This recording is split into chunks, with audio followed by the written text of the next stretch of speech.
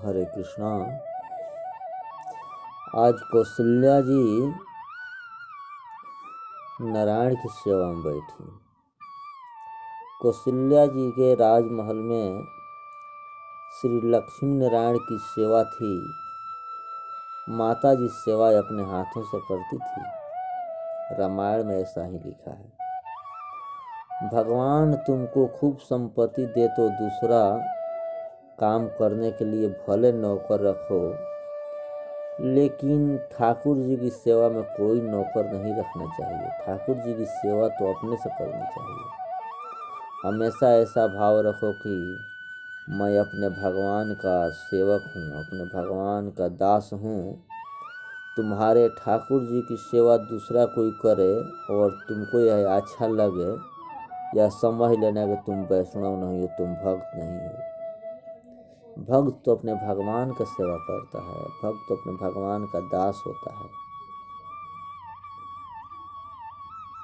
लोग पैसा के लिए परिश्रम करते हैं, परंतु ठाकुर जी के लिए परिश्रम करने को तैयार नहीं है। लोग पैसा के लिए शरीर घिसते हैं, मेहनत करते हैं, दौड़ते हैं, भागते हैं, लेकिन ठाकुर जी के लिए चंदन घिसने के भी उनके पास समय नहीं है कि ठाकुर जी के लिए चंदन घिस के और ठाकुर जी के ललाट पे लगाएं। वे चंदन घिसने के सिवा दूसरे को सौंपते हैं कि लो तुम मेरे ठाकुर जी का सेवा कर दो। ठाकुर जी के लिए शरीर घिसाओगे, ठाकुर जी के लिए परिश्रम करोगे, ठाकुर जी का स्वयं सेवा करोगे, तब भक्ति मिलेगी। कितने ही विद्वान होते हैं, वे कहते हैं मेरे घर से है, वह सेवा करती है। अरे उस सेवा का फल घर वाले को मिलेगा, उससे तुम्हें क्या लाभ। जो सेवा करता है उसको ही सेवा का फल प्राप्त होता है। पत्नी सेवा करे उसका फल पति को नहीं मिलता।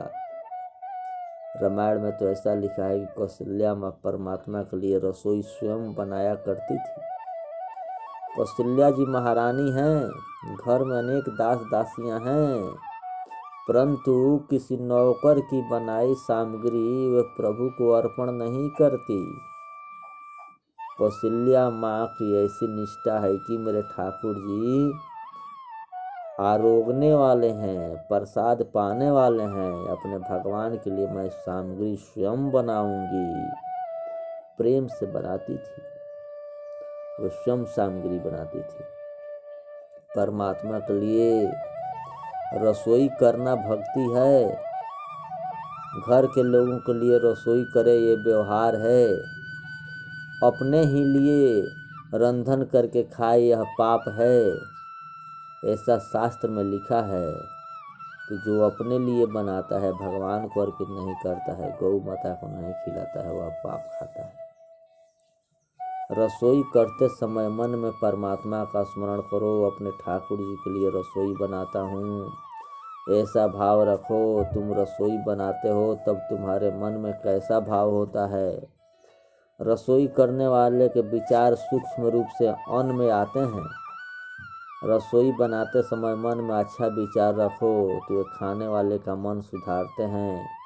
खराब विचार रखोगे तो खाने वाले का मन बिगड़ेगा। रसोई बनाते समय मन में फिल्म का गीत गूंजता रहेगा तो काम के परमाणु रसोई में आएंगे। रसोई करते समय श्रृंगार का गीत गाने से उसमें संस्कार रसोई में आते हैं। रसोई करते समय प्रभु का भजन गाओ तो रसोई जीवने वाला का मन शुद्ध होता है। रसोई बनाते समय अगर क्रोध करो तो क्रोध का भावना रसोई खाने वाले में आता है। आजकल की माताओं को रसोई बनाना भी बोझा लगता है।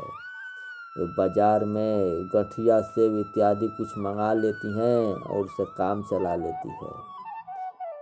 बाजार का सेव बहुत खाया जाए उससे इनके मगज में भूसा ही भरता है, बुद्धि बिगड़ जाती है। बाजार का खाना स्वच्छ नहीं होता है, शुद्ध नहीं होता है। परंतु आजकल के लोग रूप न बिगड़े इसकी सुरक्षा करते हैं, धूल न लगे, धुआं न लगे, कपड़ा न बिगड़े, दाग न लगे, इसका ध्यान रखते हैं। परंतु मन बुद्धि न बिगड़े इसके लिए कोई सावधानी नहीं करते। मन बिगड़ जाए, बुद्धि बिगड़ जाए, कोई मतलब नहीं है, मगर रूप न बिगड़े। शास्त्र में ऐसा लिखा है कि पति की बुद्धि को सुधारना पत्नी के हाथ की बात है।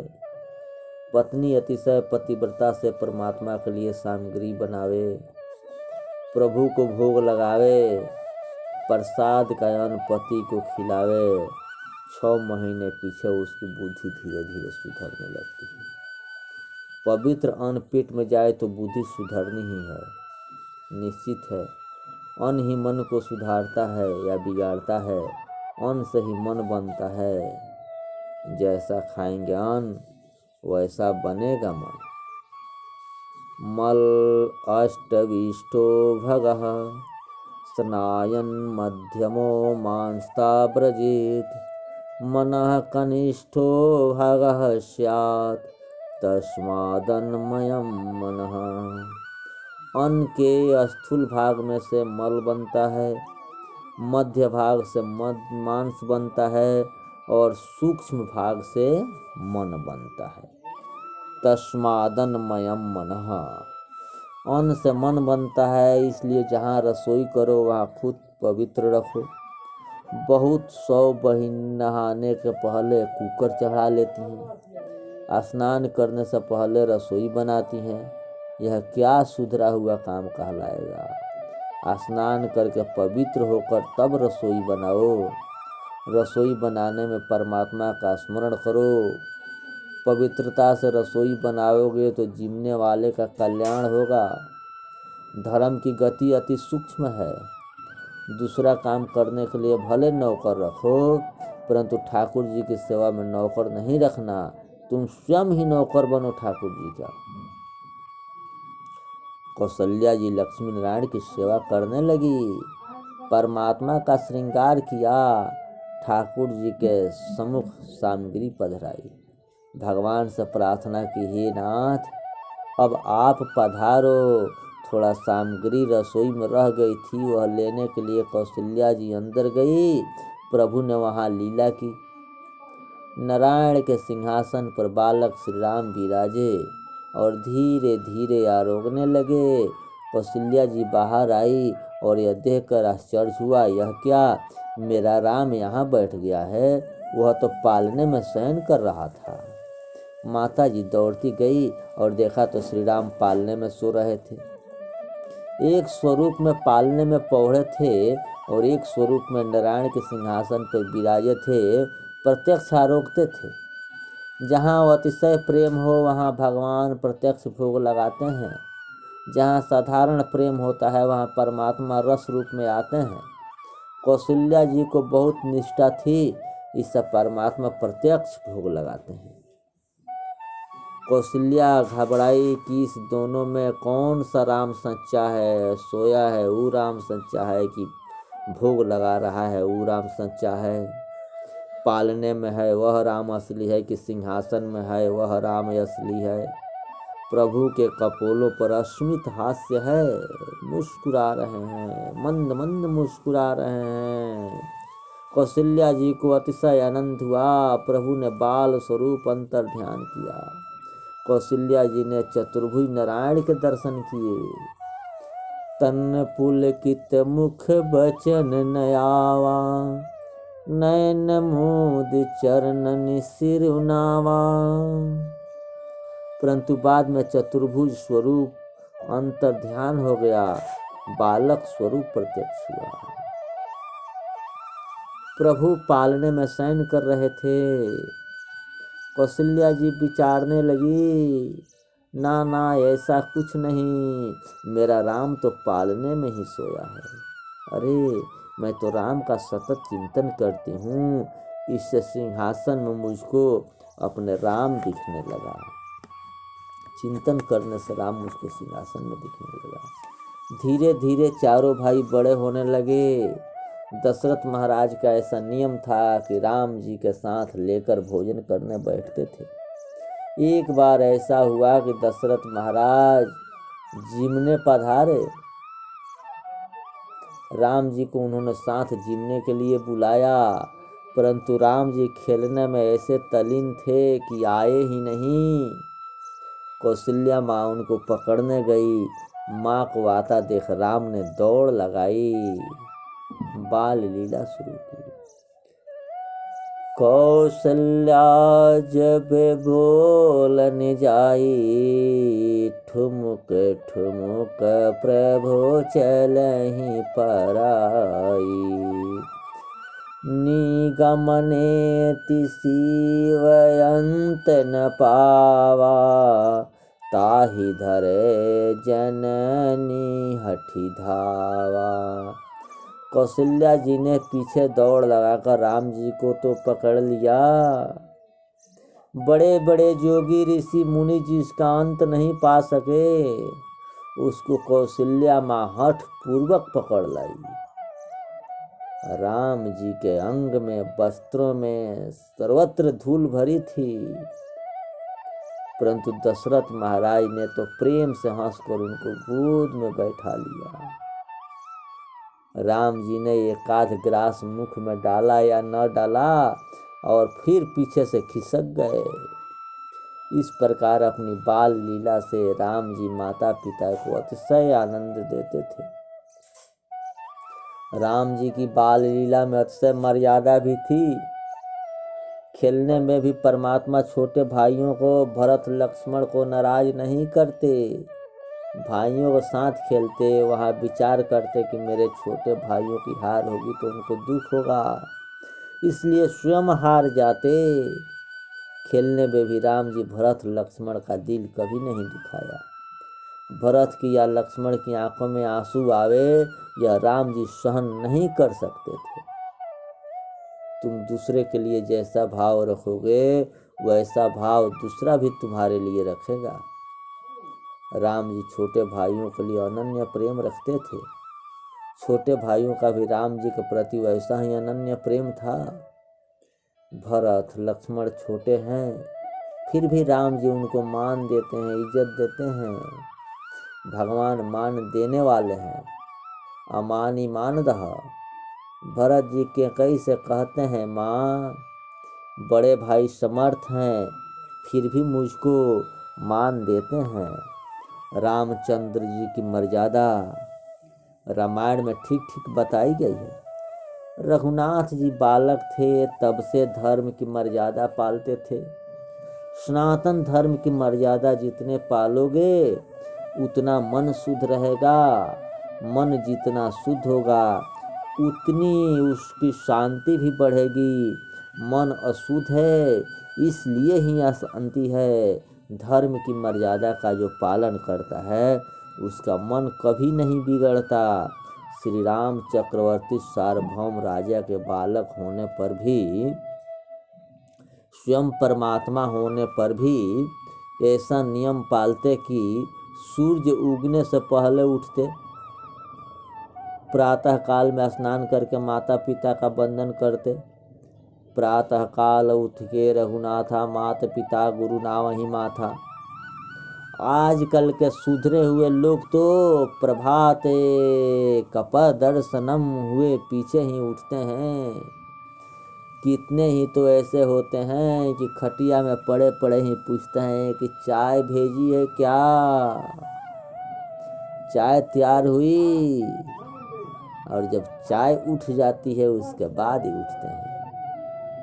अपनी भारतीय संस्कृति में प्रभाते कर दर्शनम करके कुछ कहते हैं। इसके पीछे ऐसी भावना रखते हैं कि प्रभु ने हाथ सत्कर्म करने के लिए दिए हैं, मैं सत्कर्म ही इनका उपयोग करूंगा, इसके द्वारा भवसागर तर जाऊंगा।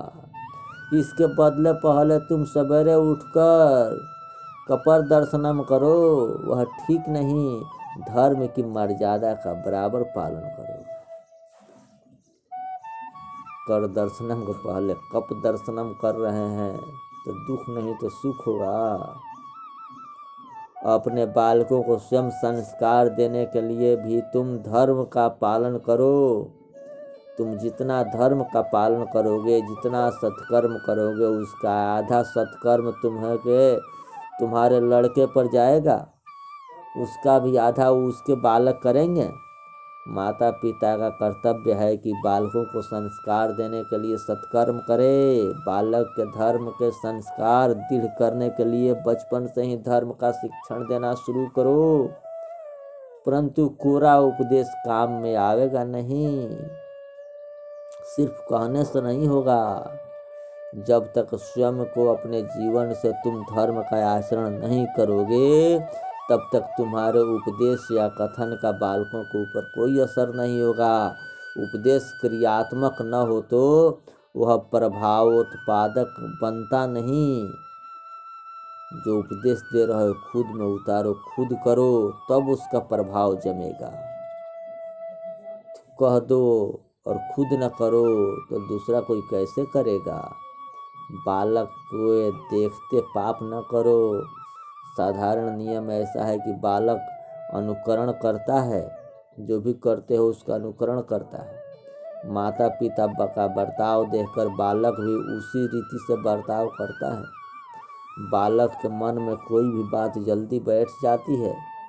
बालक का हृदय स्वच्छ होता है, कोमल होता है। वह कोमल हो तब तक उसको अच्छे संस्कार दोगे तो अपनी युवा अवस्था में बिगड़ेगा नहीं।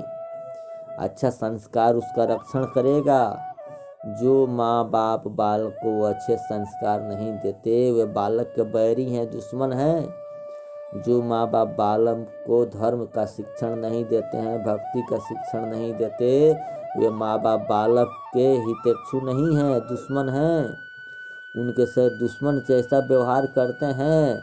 बालक को ऐसा संस्कार दो कि बचपन से ही धर्म का मर्यादा का पालन करे। रामचंद्र जी ने जगत को आदर्श बताया। राम जी प्रातः काल में उठकर स्नान करते हैं, माता पिता का वंदन करते हैं, उसके बाद विनय पूर्वक नगर वासियों के समस्त कार्य करते हैं। प्रातः काल की महिमा ग्रंथों में बहुत वर्णन है। एक बार कौवे और मनुष्य का झगड़ा हुआ तो मनुष्य ने कहा हम बुद्धिमान हैं, हम श्रेष्ठ हैं। तो कौवे ने कहा तुम बुद्धिमान हो, यह बात सच्ची है, परंतु तुम्हारी अपेक्षा श्रेष्ठ हम हैं। हमारी जाति में ऐसा एक भी नहीं जो सूरज उगने से पहले स्नान न करता हो। तुम लोग तो जब सूरज उदित होते हैं तब तक खाट में लेटते रहते हो। कोई कौवा ऐसा है जो सूर्योदय होने पर घोंसले में सोता हो? कौवा सूर्य उगने से पहले स्नान करता है। सूर्य उगने से पहले स्नान न करे तो उस पर कौवा ही हंसता है कि मैं हीन पक्षी हूँ, चंडाल हूँ, परंतु इस मानव की उपेक्षा मैं श्रेष्ठ हूँ। जगत को प्रकाश देने वाले परमात्मा तुम्हारे घर में पधारे, उनका प्रकाश तुम्हारे घर में आए और तुम्हारा स्नान न हुआ हो, तुम खाट में लेटे हो, इसके जैसा पाप क्या हो सकता है। बुद्धि के मालिक सूर्य हैं। बुद्धि के मालिक की उपासना करने के लिए बुद्धि शुद्ध होती है। प्रातः काल में सूर्य नारायण को अर्घ्य दान करो। सूर्य नारायण के तेजोमय स्वरूप का ध्यान करो। सूर्य नारायण के अनंत उपकार हैं तुझ पर। जगत में दूसरे बहुत से देव भावना के दर्शन देते हैं, जबकि सूर्य नारायण में भावना करने की जरा भी जरूरत नहीं पड़ती। सूर्य नारायण प्रत्यक्ष दर्शन देते हैं। सूर्य नारायण बुद्धि सुधारते हैं, आरोग्यता प्रदान करते हैं। आरोग्यम भास्करादिछे न मोक्ष भीछे जनार्दनाथ। सूर्य की उपासना करने से शरीर निरोग होता है। सूर्य की उपासना करने से मन बुद्धि शुद्ध होती है। सूर्य की उपासना करने वाला दरिद्र नहीं होता है। महाभारत के वन पर्व में कथा आती है कि युधिष्ठिर सूर्य की नियमित उपासना करते थे। सूर्य देव ने वनवास काल में उन्हें अक्षय पात्र दे रखा था। द्वारिकानाथ श्री कृष्ण भी नियमित संध्या करते थे।